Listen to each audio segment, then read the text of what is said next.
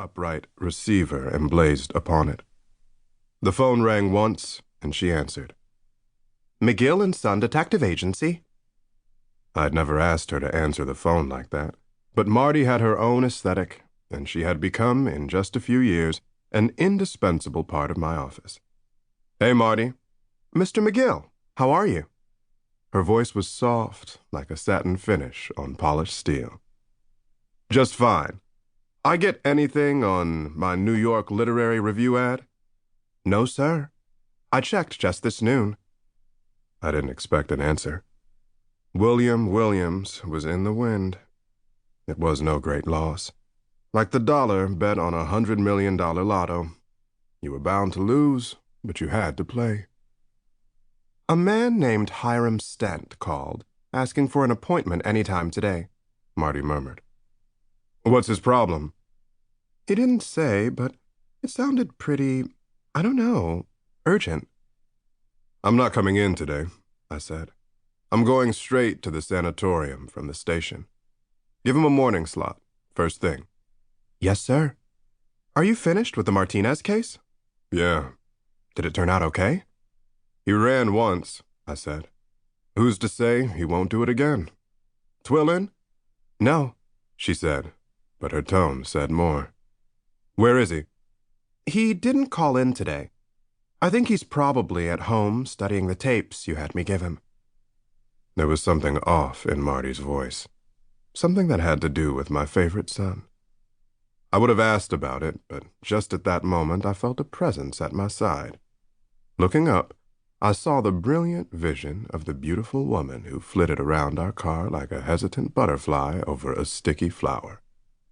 Her dress was a shade deeper than coral, and though it wasn't tight, it expressed her figure just fine. I'll have to call you back, Em. Something just came up here. On the train? No problem, I said.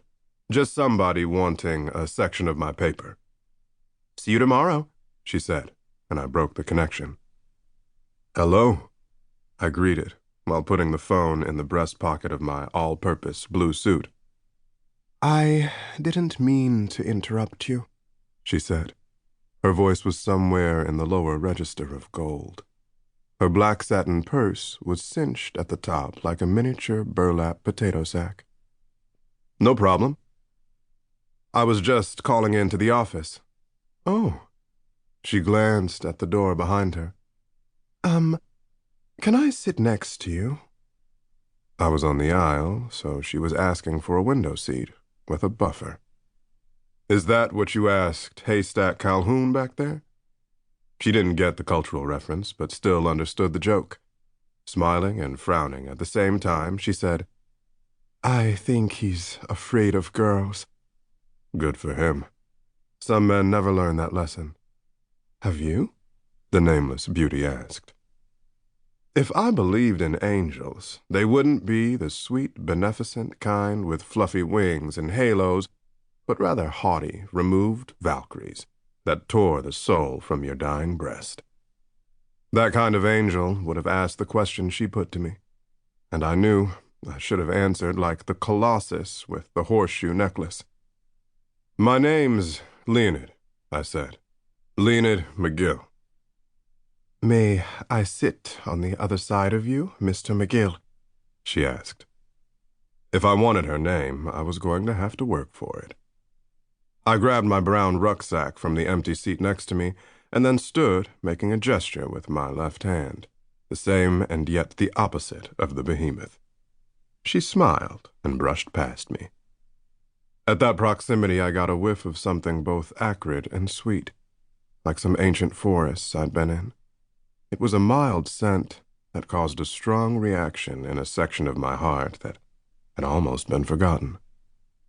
When she was installed there next to me, I knew that the next week or so would be trouble. I smiled and laughed a little. She nodded and then grinned. 2. What kind of work do you do? She asked, turning in her leather seat and lifting her right ankle up under the left thigh.